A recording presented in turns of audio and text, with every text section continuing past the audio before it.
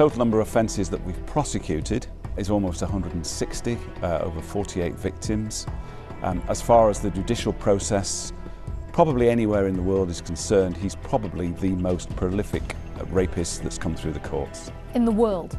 I would say in the world, certainly in the British courts.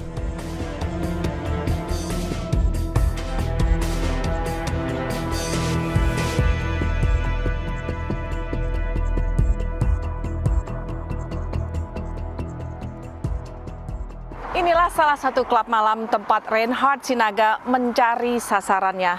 Di klub malam ini, pada malam minggu, banyak sekali anak-anak muda yang berkumpul untuk minum-minum.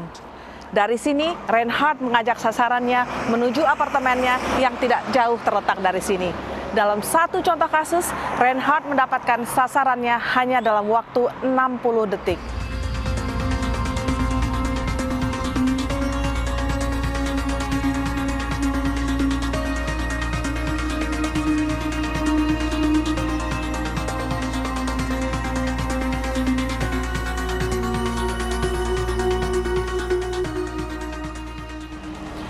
Puluhan atau bahkan lebih korban pria yang diajak oleh Reinhard Sinaga ke apartemennya keluar dari pintu ini pada pagi hari keesokan harinya tidak sadar atas apa yang terjadi terhadap mereka.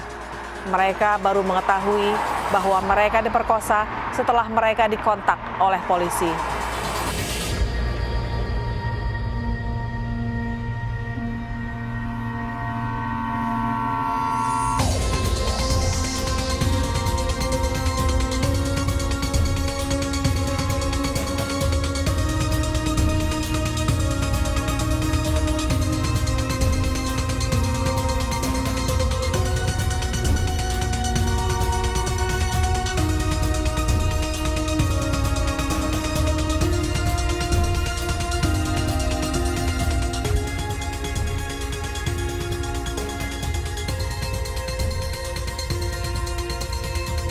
This is an absolutely unprecedented case.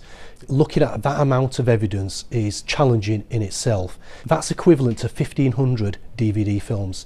We believe there's over 190 victims that have been involved with Sinaga, with Reinhard Sinaga, and 70 of them are still to be identified approximately.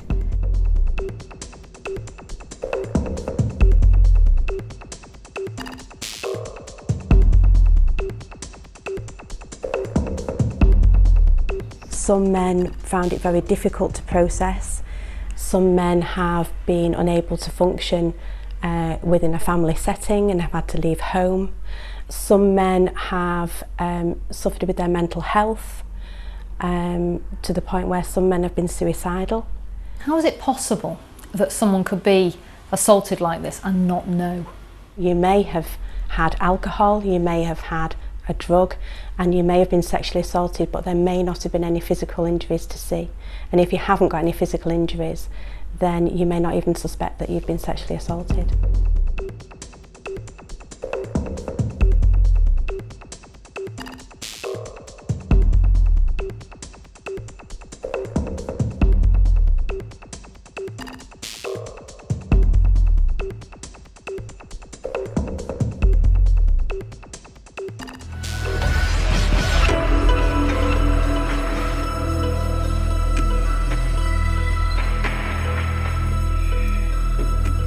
Dari penelusuran BBC, Reinhard Sinaga berasal dari keluarga terpandang. Mereka tinggal di daerah seputar sini.